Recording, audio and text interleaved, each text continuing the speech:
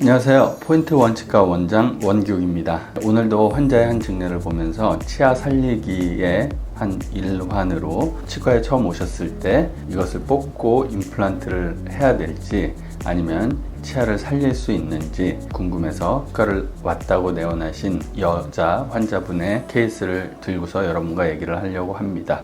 그분이 그렇게 말씀하신 걸로 미루어 보아 다른 치과에서는 임플란트를 권했으리라 생각됩니다. 환자의 케이스를 보면서 말씀드리겠지만 충분히 발치를 할 그런 개연성이 있는 치아임에는 분명합니다. 자세한 거는 제가 그냥 말씀으로 드리기보다는 실제 환자의 엑스레이와 증례를 보면서 설명드리는 것이 더 쉬울 것 같아서 증례를 보면서 설명드리고 결론부터 말씀드리자면 뿌리 끝에 생긴 염증으로 인해서 잇몸이 붓고 통증이 있고 이런 치아였는데 신경치료를 다시 하고 치아를 살려서 포스트라는 기둥으로 치아도 보강하고 그리고 다시 크라운을 씌워드린 그런 증례입니다.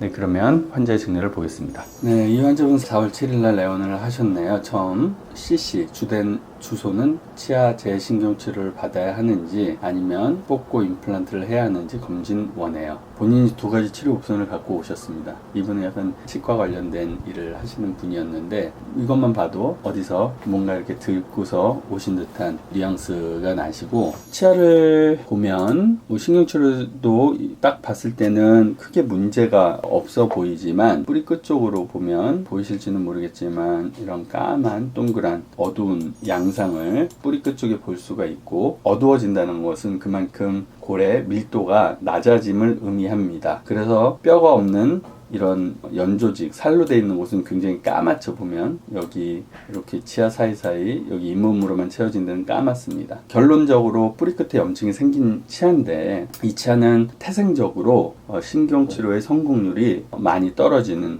그런 치아 중에 하나입니다. 그 이유는 보통 치아의 뿌리들은 신경관이 있는데 신경관은 동그란 형태가 대부분입니다. 그래서 신경치료하는 기구도 동그란 형태의 파일이라고 부르는 기구로 오염된 그 안에 신경관을 청소를 할 수 있게끔 그렇게 되어 있습니다. 하지만 이 치아는 그렇게 동글동글한 신경관을 갖고 있는 게 아니라 뿌리 끝쪽에서부터 이런 관들이 합쳐져서 이렇게 약간은 굴곡된 C자 모양의, 그래서 이 근관 형태를 C형 패널이라고 C형 근관이라고 명칭하는데 약간 군대에서 수통 모양으로 생각하시면 될 것 같아요. 그런 모양으로 쭉 머리 부분까지 신경관이 시작하는 부분에서부터 끝나는 부분까지 이런 형태로 되어 있기 때문에 그런 부분을 다 동그란 파일이라는 기구로 깨끗하게 청소하기도 힘들고 뿌리 끝을 찾기도 간혹 힘든 경우도 있고 그런 경우가 많이 있습니다. 그리고 또 변이도 많고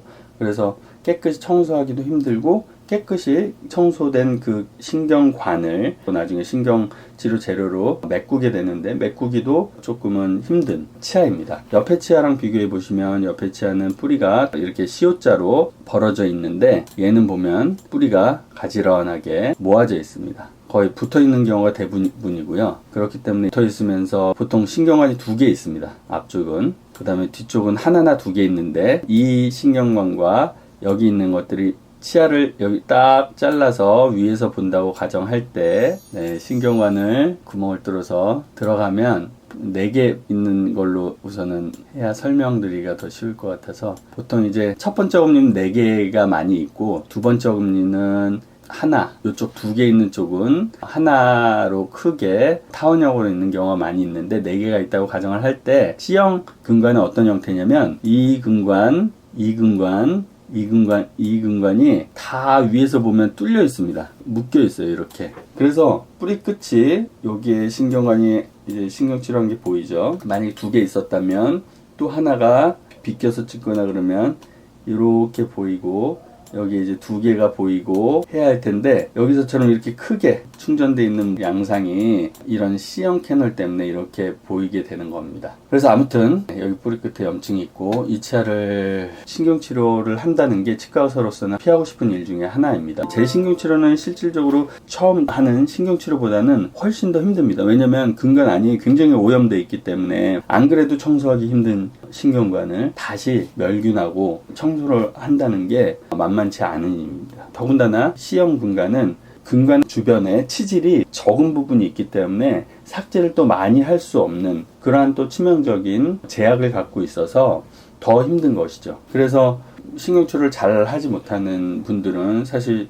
재신경치료보다는 발치를 선택을 하는 경우도 많이 있습니다. 제가 볼 때는 발치를 선택하시는 분이 더 많지 않을까 이런 생각이 드는데, 그래서 이 치아를 이제 신경치료를 합시다 라고 용기를 제가 내서, 저도 힘들지만 그리고 성공한다는 보장도 없고, 치과 의사에게는 사실은 잘 되면 그냥 치료한 거지만 환자 입장에서는 안 되면 나쁜 치과 의사, 실력 없는 치과 의사가 되기 때문에 그런 것들을 방지하는 차원에서도 안정적인 치료 옵션을 택할 수밖에 없는 경우도 사실 많이 있습니다. 그렇지 않겠습니까? 상식적으로 생각해도. 신경치료를 하는 도중인데 여기 보면 많이 제거됐죠. 아까 처음보다는. 그래도 보면은 희끗희끗한 것들이 많이, 제가 굉장히 많이 삭제를 한다고 삭제를 한 거예요.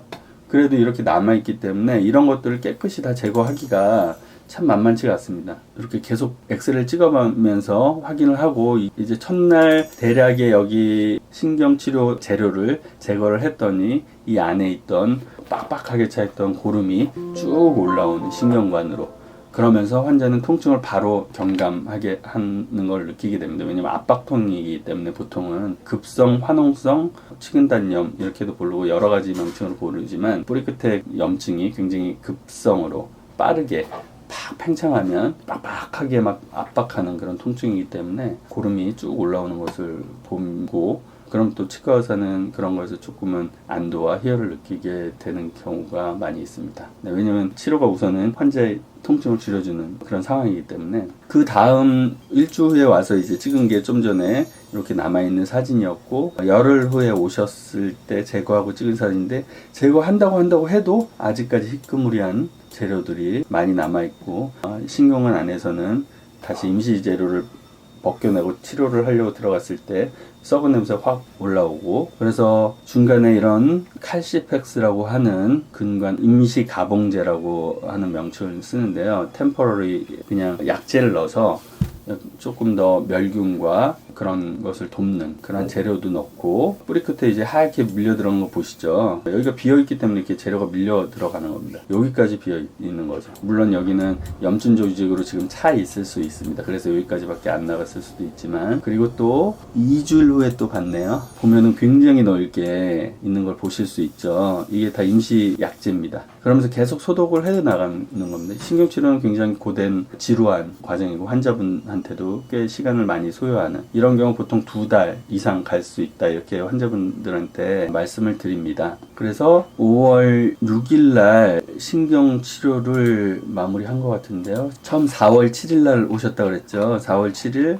5월 6일 딱 한 달 만에 신경치료를 마무리하셨네요. 신경치료를 마무리한, 여러 각도에서 찍으면 좀 다르게 보입니다. 같은 치아지만 이렇게 다르게 보이고, 여기 막 뭔가 이렇게 펼쳐져 있기도 하고, 3차원적으로는 제가 상상을 해도 어떻게 생겼을까 좀 궁금합니다. 그렇게 해서 결국은 포스트라는 것도 넓기 때문에 2개를 박아서 고정을 하고 치아를 깎고, 근데 이거는 사실 치아 깎은 걸 찍기보다는 그 앞에 치아가 썩고 있다는 걸 보여드리려고 환자분한테. 여기 보면은 금이 쫙 가 있죠. 크랙입니다. 크랙. 금 인레이 아래로 크랙 라인이, 금선이 이렇게 아마 쭉 가 있을 확률이 많습니다. 살리고 싶어도 나중에 금이 쫙 가면 못 살리겠죠. 그래서 이런 것들도 제가 사실은 좋은 치과 고르기, 좋은 의사 선택하기 뭐 이런 주제로 사실 말씀드리려 생각도 많이 있고 했는데, 참 어려운 주제입니다. 이런 거를 환자 입장에서 느끼는 것이 치과 의사의 말투나 어투나 아니면은 그날의 분위기나 아니면 치과의 시설이나 여러 가지 요소, 환자의 심리 상태와 이런 거에 영향을 미치기 때문에, 환자가 의심스러운 눈으로 보기 시작하면 이거 치료하지 않으면 나중에 큰일이 납니다. 빨리 치료하시죠. 이런 얘기를 들으면 이 사람 과잉 진료하는 거 아닌가? 이런 의심을 품을 수도 있지만, 실제로 그럴 수도 있고, 아니면 이런 경우처럼 진짜 치료하지 않으면 안 되는데 이제 오해하는 그런 경우도 있는 거죠. 아무튼 그래서 이렇게 치료를 해서 쭉쭉쭉쭉 해서 결국은 이렇게 여기에 인네이로 치료를 해서 여기랑 같이 치료를 마무리를 한 케이스입니다. 네, 오늘 치아 살리기라는 주제로 얘기를 나눴는데 얘기를 하다가 참 약간 이렇게 저를 생각나게 하는 부분이, 저도 사실은 치과 의사지만 의료계에 있지만 다른 진료를 받으러 갈 때면 상당히 고민이 많이 됩니다. 특히나 그게 생명과 관련된 수술이라면 굉장히 더 고민이 되겠죠. 그래서 대부분은 인터넷의 광고나 이런 데보다는 그래도 의료계에 있는 친구나 수술을 받았던 분의 권유나 이런 것들을 더 보게 되는 거죠. 저도 가서 다른 의사들을 보지만 조금 선입관을 갖지 않으려고 많이 노력하고, 왜냐면 대부분의 치과 의사들은 그래도 본인의 자질의 한계 내에서는 최선을 다해서 진료를 하고 본인의 루틴한 직업으로서 직업의식을 갖고 환자를 대하는 분들이 대다수지만, 사실 좀 부끄러운 면이지만 민낯을 드러내는 걸 수도 있지만, 제가 볼 때도 굉장히 비양심적이고 단지 돈을 벌기 위한 수단으로서의 직업으로밖에는 여기지 않고 진료를 하시는 분들이 간혹 있습니다. 그것을 구분해내기는 제가 볼 땐 솔직히 일반 환자분들은 뉴스나 어떤 사건이 터지지 않는 이상 알기 쉽지 않을까 하는 생각이 있습니다. 그렇지 않다면 그런데 환자가 갈 수가 없겠죠. 네, 아무튼 얘기하다 보니 다른 쪽으로 빠지게 됐는데요. 오늘 치아 살리기란 주제로 재신경치료에 대해서 C형 근관에 대해서 여러분과 얘기를 나눴습니다. 보시고 좋다고 생각되시면 구독과 좋아요 꼭 부탁드리겠습니다. 감사합니다.